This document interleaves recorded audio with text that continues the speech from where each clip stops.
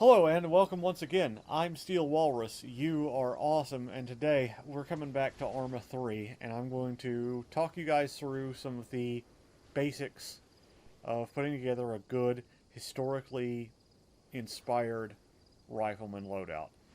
This loadout is just to sort of save time in the future when we go over things like Grenadier loadouts, M60 gunner loadouts, all that stuff. We'll have a series explaining all those other loadouts and billets going forward, but today we just want to talk about the basic Rifleman because it has the fundamentals of everything else you will ever need that is on the ground, or at least that is leg infantry. Alright, first off though, a disclaimer. While I do consider this to be relatively historically accurate, and I am using like primary source information like technical manuals and shit, um, this isn't correct to the absolute thread, though it is actually fairly close fighting weight for an infantryman in the early 1980s. In fact, I think the fighting weight prescribed in the technical manual that I use from 1977 has it at about 45 pounds. I think this load's closer to 41 pounds. But let's go ahead and get right into it and not waste too much more time. So first off, we're going to start with the very basics, the things you're going to see on the outside. As my dad said, an infantryman is always going to be, no matter what, a man with a hat, a gun, a bag, and a uniform. And that's what we've got going on here. So let's open up our inventory and have a look. First off, if you're using the BDU uniform, you'll notice that it has its sleeves rolled down, stuff like that. So if I actually go over here into this arsenal, which is what we're going to do, we're going to go through this in the arsenal, you'll notice that this is just your standard M81 BD uniform, or BDU, and this is from the Service and Supply New Wave, I think it's called, or New Age. It's really good mod, by the way. You guys need to check it out. They also have Service and Supply, which is just basic, which is some of the stuff we're going to be using, but that's Vietnam era. High quality, just absolutely lovingly crafted uniforms. But, so this is the first thing we can kind of talk about. In the 80s, the Army was still able to roll up their sleeves. They had a particular way they were supposed to do it, though, which is this, with the camouflage out. Army has recently reauthorized rolling of sleeves with the caveat that they are camo out, as opposed to the United States Marine Corps, which does it camo in. That being said, there are images and accounts of U.S. Army soldiers in Grenada eschewing this in favor of this. So just keep that in mind. Of course, sometimes there are photos of guys half roll, there's guys with their shirt. So yeah, I actually like to have either a half roll or that roll. I love that clean look that it has. So there you go. We're going to continue to talk kind of how you can make the uniform your own, and then we'll talk a little bit about the bits and bobs that are inside it. Next, we got the headgear. You have a PAS GT helmet. It's a good helmet. It does what it needs to do. You can get it without a band. You can get it with a band. You can get it with the goggles actually on top of it or on your face. You can get it with scrim, which is what I like to do. There's 3 variations of scrim here going on. There's even one that has goggles on top of it, but I'm going to use this scrim here because this is, in my own actual impression, like that I have in my closet, this is what I have going on. So I'm going to stick to that. Let's see here. I've got the uniform. Let's go to the vest. Now, your load-bearing equipment is where you're going to carry your ammunition and all that good stuff for your gun. You're also going to carry a lot of your, or a couple of your grenades and your smokes. I prefer using the LC2 Alice. However, you might like the 1956 harness, which has that H shape to it. Now, this is actually what the butt pack is depicted with in the 1977 manual. But let's go back to what I own, which is the LC2 Alice. This is actually about how I normally set it up, though I think I put my compass up there. That being said, historically, just so you guys know, you'd actually put a bandage in there, and they'd generally be pretty much in the right, like the same place across the U.S. Army, because no matter what, if you go to a casualty, you need to know exactly where to go to get that fucking bandage and get it on the bleed and make it stop. So now you know that, we can move on and we can talk about the backpack. Now, normally for hot weather fighting loads, you're going to be using a butt pack. M61 or M56 is good. I like the 61, but you could also get another canteen there, though I've already got one on my belt. Maybe we'll get a poncho, because that'd be cool. Kind of looks different, right? You've got butt pack with a machete. Like, there's all sorts of different stuff you can do. Of course, you can always use, like, the lightweight rucksacks and all that good stuff. Now, I'm hoping none of my stuff got kicked out when I switched between. It doesn't... If anything would have got kicked out, it probably would have been that. Or, some of my medical equipment, which I don't appear to have lost. Alright, so yeah. Anyhow, you can change that stuff up. Obviously, you need to be conscious of carry capacity and stuff like that. You don't want to, like, lose stuff out of your pack while you're changing it, so always go back and double check. If you're not building the uniform first and then putting the stuff in, which you should always just build the uniform first and then plug everything in, increasing capacity where necessary. If you want to go to your face wear, obviously, you know, keep in mind, Jeepers Creepers, gotta protect those peepers. Grab yourself some SWDG glasses or spectacle glasses, actually what I like to wear myself, because I really ought to wear fucking glasses in real life. Alternatively, though, if you've got, like, the glasses from your helmet that are down, or the goggles from your helmet that are down, you can always grab some, like, gloves or something. Alternatively, since your night vision as a rifleman isn't really a thing, you're going to get illumination from flare rounds and things like that at night, from your, like, grenadier or from mortar support. There are, like, starlight scopes and stuff in the 80s, and I think there was some limited, like, personal night vision beyond that, but not for the individual infantryman. But you can grab some gloves if you want to, kind of give yourself some extra stuff.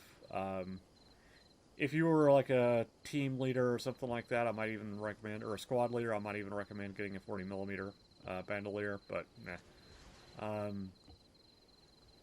I'm not going to do gloves on this one, though.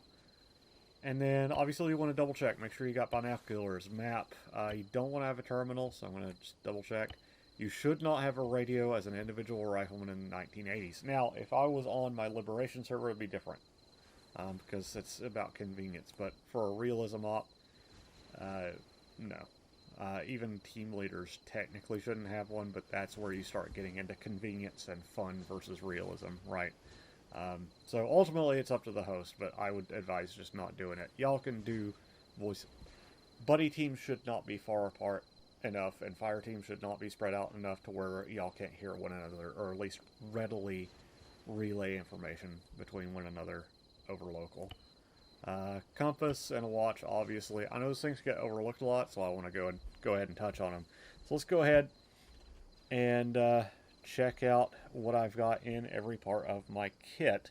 I am going to purposefully skip the medical stuff until the end, though, because I want to hit all of that kind of together.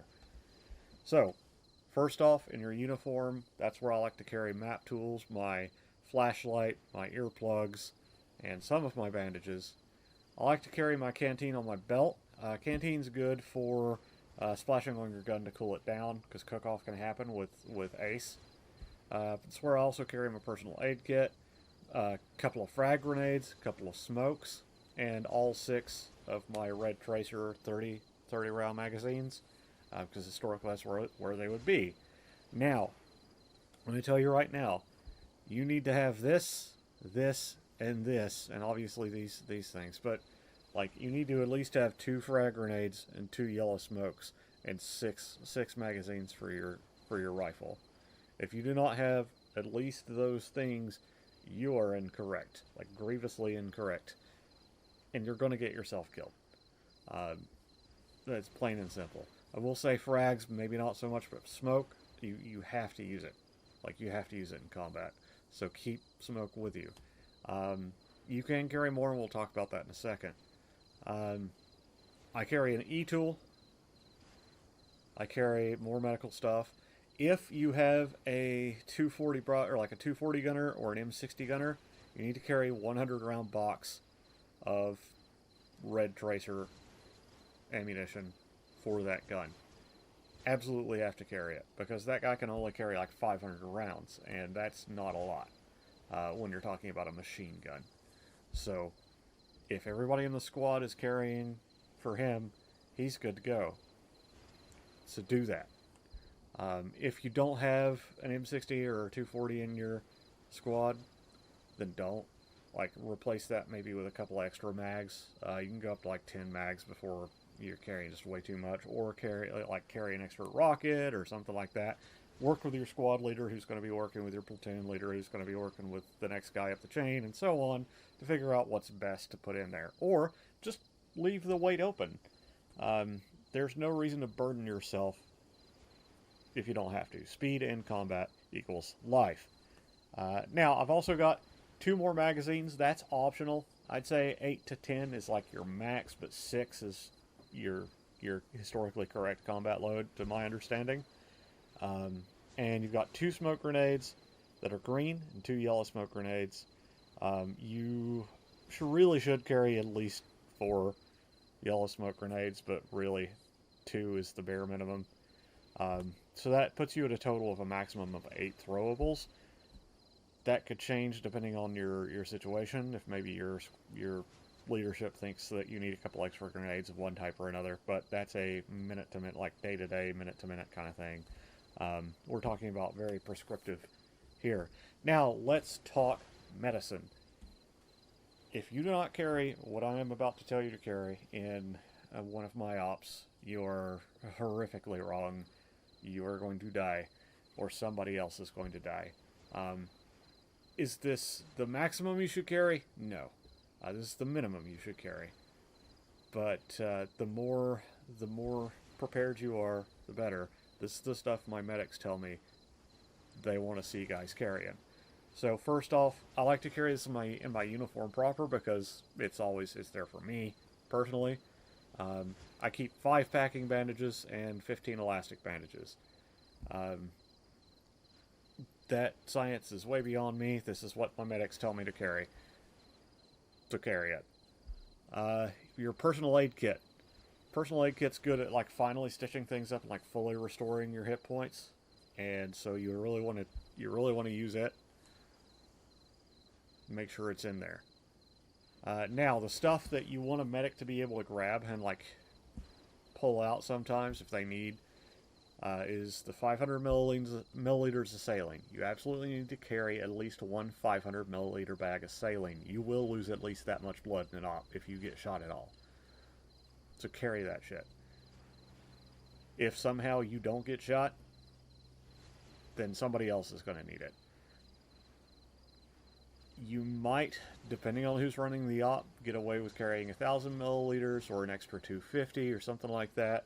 Or if you're designated as CLS, you might be given the sort of mandate to carry a lot more medical supplies. And that will definitely include saline, so your medic can resupply off of you. You need to carry 2 tourniquets. I wouldn't really carry more than that, because at some point it kind of becomes a waste of space. 2 splints is what I carry. I think 1 is probably fine.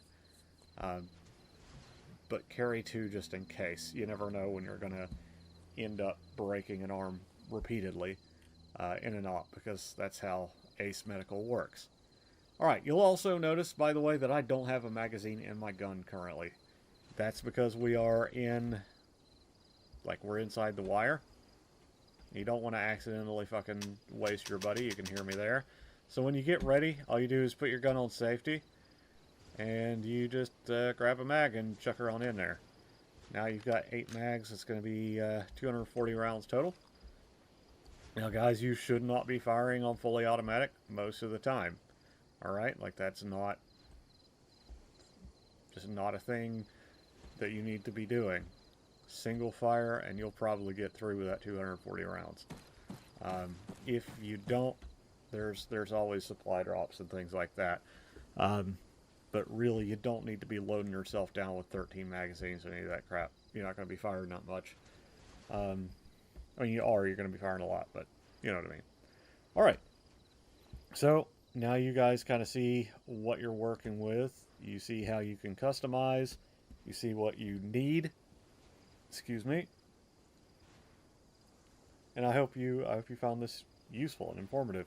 If you have any questions or concerns or things you might like to see, maybe I or the guys that helped me put this together didn't think of, feel free to tell me in the comments, and we can discuss it. If you guys have sources for slightly more historical setups and things like that, absolutely send that along my way. I eat that shit up.